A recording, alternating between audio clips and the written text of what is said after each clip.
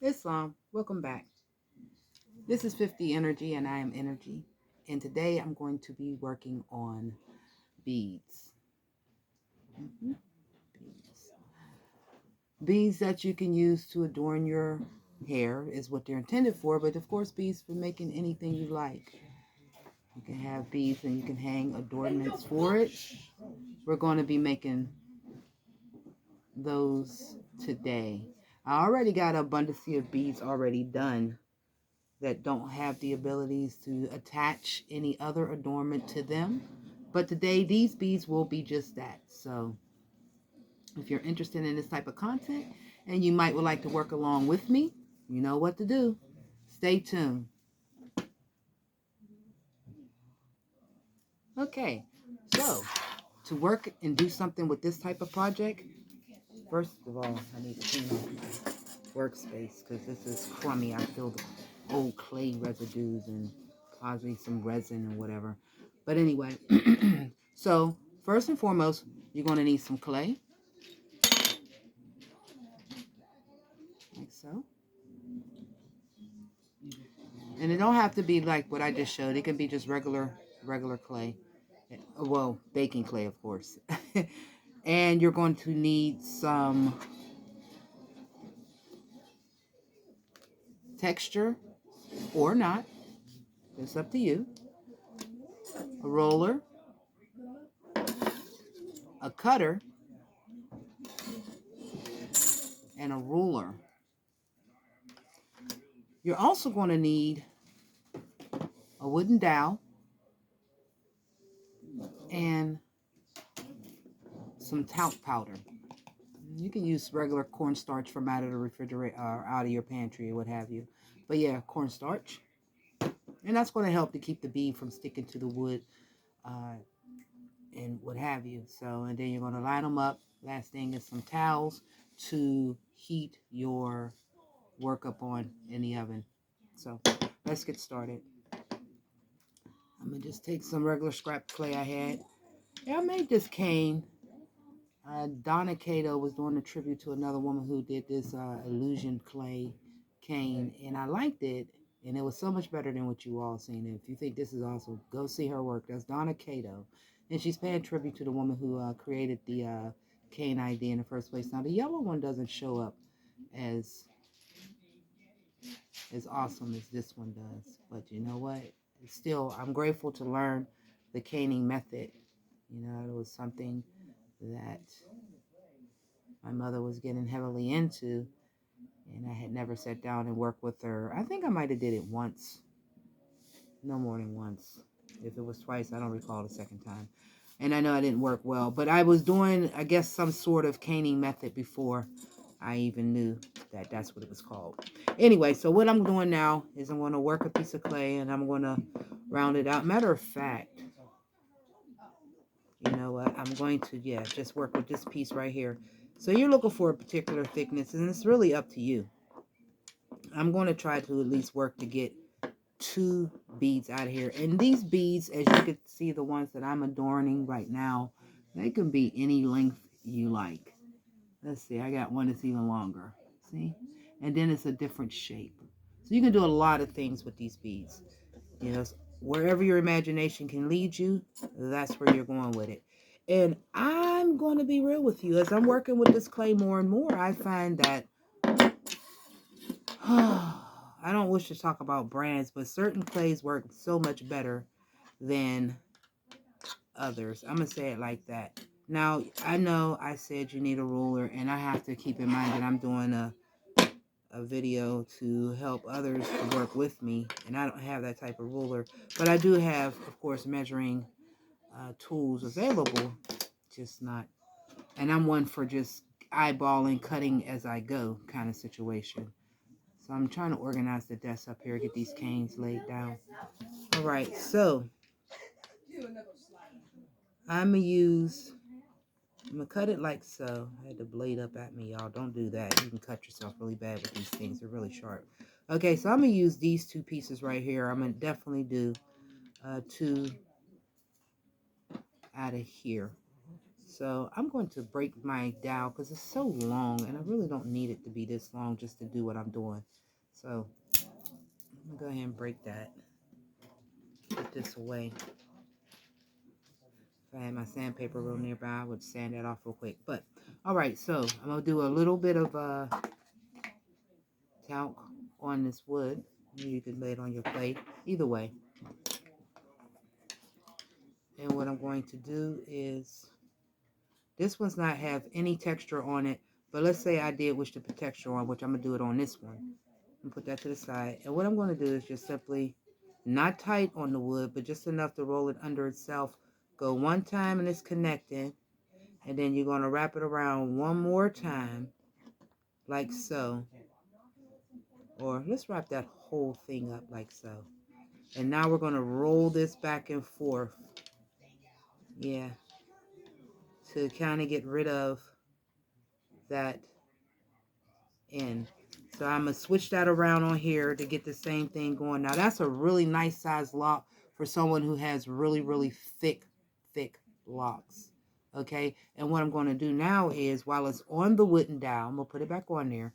And I'm going to take a sharp tool to poke a hole in there. And out of my, I guess this would be your, this type of kit here. It has a tool in it. So, yeah, something to poke a hole. But you can use anything. You can use a needle. Now, I'm going to do it near where it's the thickest at. Because when you do put something on here, you do not wish to compromise and break it off. So, I'm putting this hole in there like so. There. So that's going to work really, really well for a lot of size gauge wire, or even jump ring for that matter. And yeah, so we're going to leave that as is, and that's one done. We're going to line that up on the towel. So like I said, with the second one, I'm going to go ahead and put it on here where, as a matter of fact, let me just go ahead and get rid of that end right there. If y'all hear anything scratching, like, that's my cat. She doesn't scratch but two places in the entire space, and one is the spot under this desk. The other one's at the base or the foot of the bed in my room. So what I'm going to do, I'm going to take one of these texture pieces. I don't know. You probably can't really tell what this is. But this is like a damask type design. And I'm going to just lay that on top of there. I actually flip this over like so. That's how I do it. You could do it any way you need to. And I'm going to just run this back and forth across this like so. Okay, picking up that design in that piece here. Pull that off, and now it's a really great texture piece. Hopefully you all can see that really, really well. I needed to do it in this light, even though the camera's over there. But anyway, so there, it picks up this particular texture. So I'm gonna take that same cutter and use that to gently remove it from this base, and look at what I did. I cut it too thin and I lost the whole thing. So I'm gonna have to do that all over again. Yeah, that part. So yeah. So once again, roll out some clay.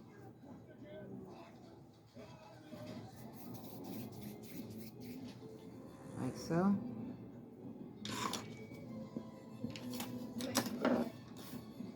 Roll this out. And the depth or thickness, you know, is really up to you. And how long you would like to be, again, it's up to you. Whatever it is that you envision for yourself, or for the piece that you are creating. So for me, I'm going to be using it going this way. The bead's going to be like that. So I'm going to just be cutting these ends off. And like I said, watch where the blade is on your cutter, because you can hurt yourself. And I'm going to cut it from here, and that should be long enough. So let's see what that might be like, since I say that's long enough. And square this up. I know. I'm supposed to be using the rulers and the things that's giving me that. So that's not quite even squared. Let's see, if I put it on there, it shows me how far off I am. Not by so much. I take this and bink. Now we got that square. All right, so now, again, I'm going to go ahead and put that texture back on there. Same thing, the damask style. Roll that, turn that over like so for me. And I'm going to use my roller to press over this. Run that all the way in there like so. And again, flip it off to the side. Now this time, I'm going to be a lot more gentle. I'm going to use my fingers first to get it up off the ends. So that way, I can press downward when getting this off. And this time, I had left very little play. So now, I got this piece. And again, going back to my wooden dowel. And I'm going to take a little bit of talc just to keep it from sticking to this wooden dowel. Just a little bit. Don't need a whole lot and everything. And it doesn't compromise the bake, just so you know. All right, so again, I'm going to roll this up. And we're going to run this all the way around, like so. And then we're going to take and we're going to roll over that seam area, like that. Because we like to make it as seamless as possible. Taking that same piece, roll it back and forth on there so you can pick up texture back on there. And then that way you got that all the way around. That's how I generally do it. You know, to keep it from being looking like it's compromised. Again, roll it softly. If you're trying to get the dimension to widen up, I've learned that that's what you can do while it's on the dowel.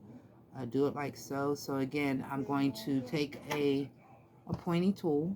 You know, it could be a small needle or whatever you have, to go ahead and place you a small hole in your bead so you can be able to connect the, and like I said, do it in the area where the seam is. I'm gonna make my hole a little bit bigger. All right, so I'm gonna place that there. So that's how that's done. Okay, I just grabbed just some regular old clay and I'm going to mix it up. Actually, these are just my clay scraps that was on the table here. So what I'm going to do is put these into a blend of sort.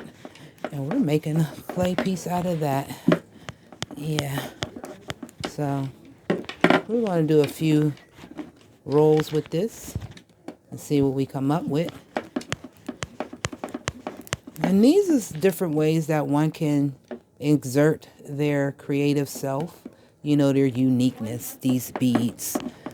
You know, and you can switch them up or you can leave them in. I have a sister that leaves hers in.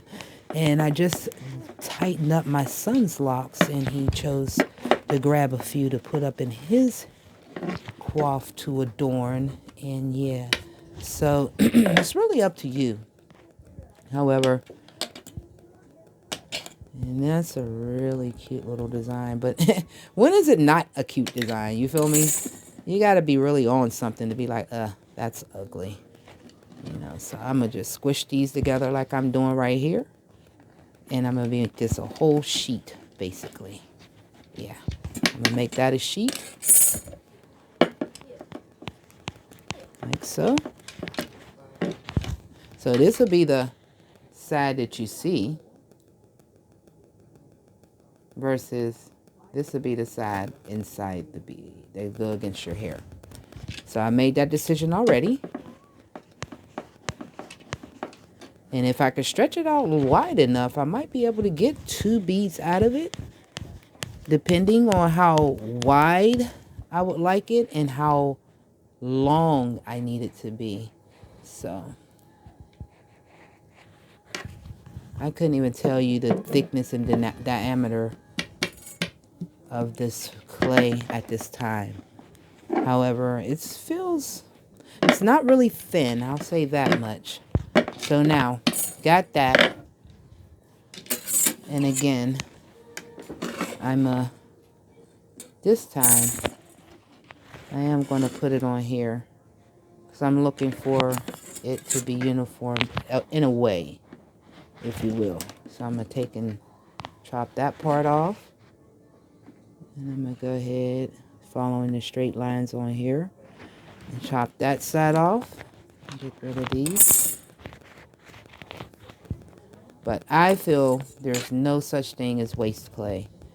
I know that there's a compound that one can use to actually turn their clay back to black. So there, as I got this, again, I'm going to go ahead and roll up. That's right, I said that was the outside and this is the inside. See the difference on how that looked? That's going to be the inside of the bead. Oops. And this is going to be the outside. Okay, so there.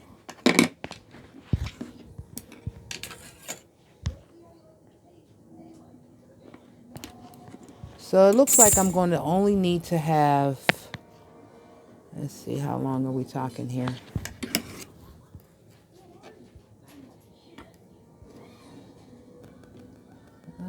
We're looking at basically an inch. So an inch will get you a bead. So I'm going to cut out a couple of more off this same slab of clay. So that way I have 3 done. All right, so again, you go ahead, make sure you got your right side. And we're going to roll this on top of the dowel like so. Now, if you have larger dowels, that's even better.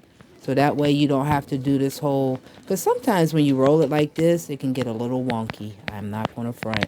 But yeah, so we got that. Again, look, see where your seam is. So near that area, you're going to go ahead and put your hole where you need it to be able to support the adornment that's going to attach to this bead. So I'm just laying these up over here on the towel, because once I get it full up, then I will get at least 3 towels filled up before I put it into my oven and let them do what they need to do. So if you enjoy what I've done and you would like to see the next step, which is going to be attaching the adornments to it, or should the one before that be making the adornments, then attaching them?